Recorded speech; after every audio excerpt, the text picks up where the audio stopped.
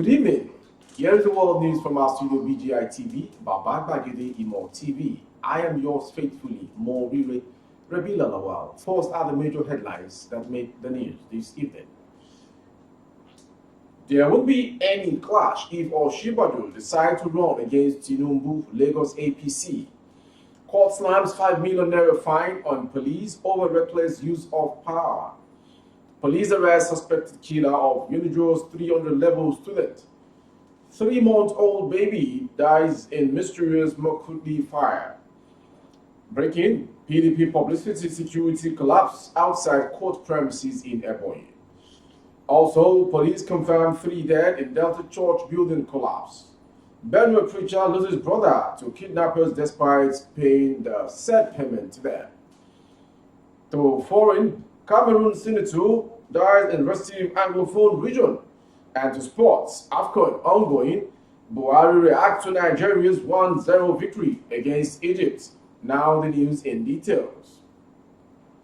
The All Progressive Congress in Lagos has stated that there would be not any clash if Vice President Yemi Osinbajo decides to run for president against Tinubu. The ruling party stated this yesterday in Lagos State while declaring its support for the party's national leader, Bola Tinubu, to contest for the 2023 presidential ticket, describing it as a welcome development. Tinubu, who had on Monday met with President Muhammadu Buhari at the villa in Abuja, declared its intention to run for the presidency in 2023. While responding to newsmen after the meeting at the villa, Tinubu said he was ready to pursue his ambition without the title of the kingmaker. That is the truth, and I have never seen where it is written in the rule of book anywhere in any country that a kingmaker cannot be a king unless you commit murder, he said. The Lagos APC, however, maintained that the declaration by the former Lagos State governors to run for president in 2023 is very exciting news. The publicity secretary of the party in the state, Sheye Oladejo, disclosed this in an interview with Daily Trust. There will be no clash, it will be a family affair, and I believe we will overcome it. So far, the VP has not declared his intention to run. Shiwaju only responded to the clarion call to run. He just didn't stand on his own free will, so they are two different things. And generally, in Lagos APC, we see Ashiwaju's decision to run as an opportunity for all of us who are beneficiaries of Ashiwaju's goodwill and large-heartedness, including the VP, to pay back and appreciate Ashiwaju for being such a man of honor and destiny helper for a whole lot of people, he said.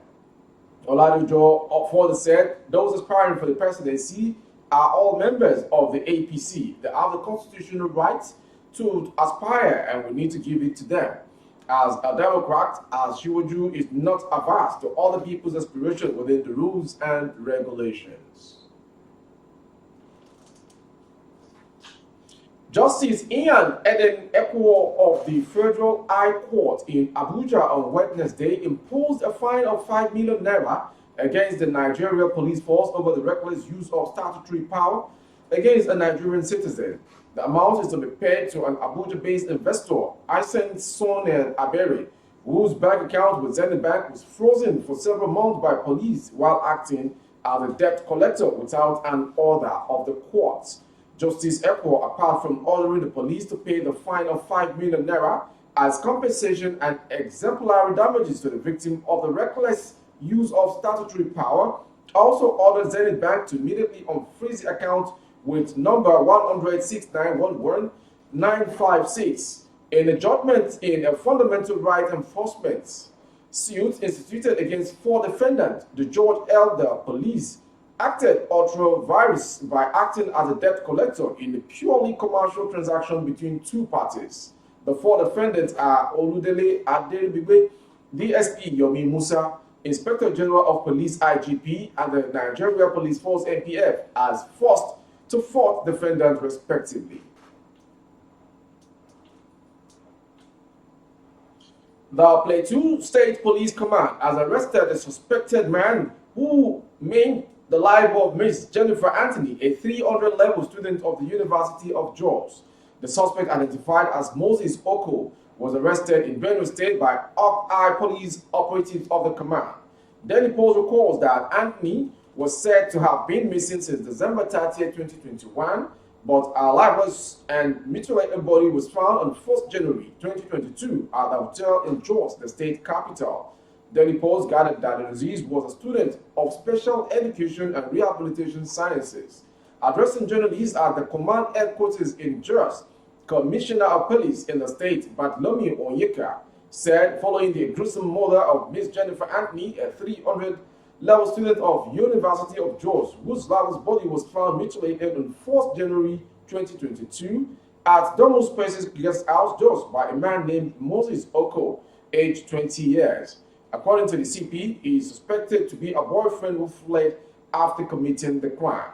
He further explained that the command is in the bid to arrest the perpetrator, launch an aggressive manhunt on the suspect, and tactically trailed him to Benue State, where he was arrested by hawk-eyed police operatives of the command. Onyeka said the suspect will be arraigned in court as soon as the investigation is completed.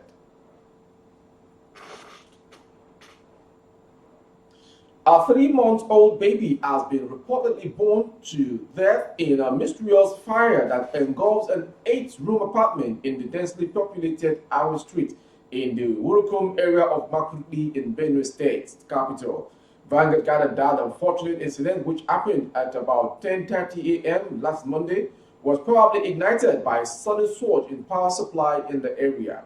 According to a source in the neighborhood who craved anonymity, the fire, which started from one of the 8 rooms in the building, spread to the room where the mother of the deceased baby, Mrs. Amira Abdul, kept the baby in custody of a neighbor. The source said the mother of the baby had dropped her with a neighbor and left for an Islamic school within the community when the fire broke out moments later.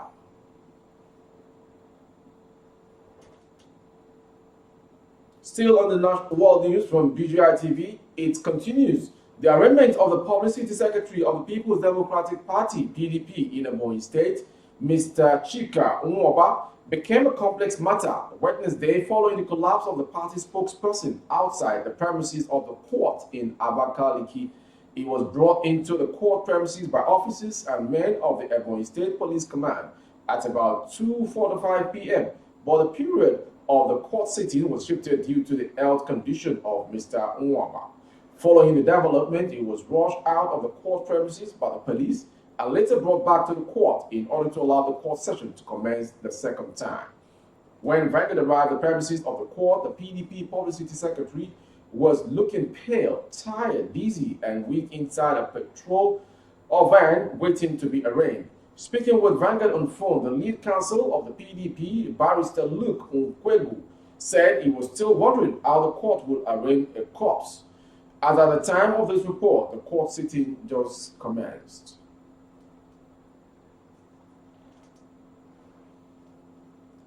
Delta State Police Command has confirmed the death of 3 persons, 2 female children and a woman, in the church building collapse which occurred on Tuesday evening in Okpanam community near Asaba in Oshimili North local government area of the state. This was contained in an official statement issued on the incident by the Police Public Relations Officer of the command, Bright NFA, made available to journalists in Warri on Wednesday. The police statement read in part, rescue operation is over. 18 persons were rescued initially, 4 persons discharged, 11 persons still receiving treatment, 3 deaths recorded, which include 2 female children and 1 woman. Their names are unknown for now. Kindly debunk the rumors making round that 10 people died. Meanwhile, the Okpanam community is in mourning following the collapse of the building, the Housing Salvation Ministry, and other offices whilst church service was going on. Witnesses said that the building collapsed at about 5:55 p.m. during Tuesday's evening service. Punch Metro gathered that the collapsed building was originally owned by a businessman who sold it to another merchant amidst an economic downturn. It was further gathered that following the ownership transfer, the occupants of the building were pressurized to vacate as the new owner embarked on the planned renovation. Still on the Nigerian stories before the foreign, a Christian preacher based in Benue State, Apostle Arome Osai, on Wednesday announced the demise of his brother Ojinimi, whom he said did not make it out alive from the den of his captors. According to the senior pastors of Remnant Christian Network in Markurdi, the state capital, Ransom was paid to the kidnappers, but Ojimini died due to serious strain on his health. Arome, in a grief-stricken Facebook post, uploaded a photo of Ojimini and wrote, my elder brother, Ojimini Osai, just passed on under very heartbreaking circumstances, brought on him by the massive insecurity that has got Nigeria on a chokehold. He was kidnapped, ransom was paid, yet did not make it because of serious strain on his health. We did our best, now we must defer to the unquestionable will of God. The grief is much, but the joy of the Lord is our strength. We judge God faithful in the midst of it all. Rest on in the bosom of the Lord. Big brother, or Jerry, as we fondly call you, peace. Though we walk through the valley of the shadow of death, we shall fear no evil. All over Nigeria, kidnapping has become a solid menace and a lucrative enterprise in Nigeria as the West African national security situation worsens. Now to foreign story. An opposition senator was shot in Western Cameroon, where a bloody insurgency has been waged by Anglophone separatists against the state, his party and an official said. Lawmaker Henry Kemende, whose body was found Wednesday, was murdered overnight by unidentified armed assailants. A local communications ministry official confirmed on a condition of anonymity. He had been a lawyer and lawmaker for the Social Democratic Front (SDF), one of Cameroon's main opposition parties. The occurrence happened in Bamande, a major town in the country's northwest region, which, along with the southwest, has seen a spate of resulting violence by members of the region's Anglophone minority against the predominantly French-speaking security forces. We recovered his body, his chest riddled with bullet. Joshua Ossi, the vice president of the SDF, confirmed to AFP. The vehicle in which the victim was traveling at the time of the attack had disappeared, he added. A Senate official who requested anonymity confirmed the information to AFP. No one had come forward to claim the killing as of Wednesday afternoon. We assume it's the Amazonians, Ossi suggested, referring to the armed Anglophone insurgent group. Before we call it a wrap on the world news, let's quickly have the story from Sports Angle. President Muhammadu Buhari has commended the Super Eagles of Nigeria for an impressive start at the ongoing 33rd African Cup of Nations AFCON in Cameroon after defeating Egypt 1-0 on Tuesday. The commendation released on Wednesday was contained in a statement by Femi Adesina, the special advisor to the president on media and publicity. The president said he strongly believes, like millions of football-loving Nigerians, that the spectacular outing in Garo, Cameroon, is a full step of what to expect from the dedicated team as a square up against other opponents in the tournament. The president urged the Augustine Ouavon-led team and the coaching staff to keep their eyes on the ball, remain good ambassadors on and off the field, and give loyal fans and all Nigerians more exciting moments to celebrate. Buhari assured the team of his unflinching support as they soar like eagles to write another chapter in the annals of Nigeria's rich football history. Nigeria's next game is against Sudan on Saturday. Before we call it a wrap, a quick recap of the headlines once again. There won't be any clash if Oshibado decide to run against Tinubu, Lagos APC. Court slams 5 million naira fine on police over reckless use of power. Police arrest suspected man who killed Unidraw's 300-level students. 3-month-old baby dies in mysterious Markurdi fire. We also brought to you PDP publicity security collapses outside court premises in Eboye. Police also confirmed 3 dead in Delta Church building collapse. Benue preacher loses brother to kidnappers despite paying the said fee. And to a foreign story, Cameroon senator died in restive Anglophone region in finally spot, an encouraging one from the #1 citizen of Nigeria. Buhari reacts to Nigeria's 1-0 victory against Egypt. But before we call it a wrap finally, do not forget, we've been telling you about the coming of the celebrating celebrity throughout the globe socially. Pasay Oriyomi Amzat shall be live on BGI TV tomorrow or next tomorrow. Stay tuned for more updates concerning this interview. It's going to be a merry time so far. Thank you for watching the world news. We appreciate it. You can link up on our social media handles on YouTube, Babagbagede Imo TV. Kindly subscribe and click on the notification bell for updates as well. On Facebook, Gbagede Imo with Alawiye Adebayo. Please like and follow. You need to like to follow so as for you to get updated. And also on Instagram, Gbagede Imo _22 for advert placement of goods and services and products, coverage of events and function. The phone number streaming on your screen is the number to dial. Thank you for watching. I am yours faithfully, Morire Rebila Lawal.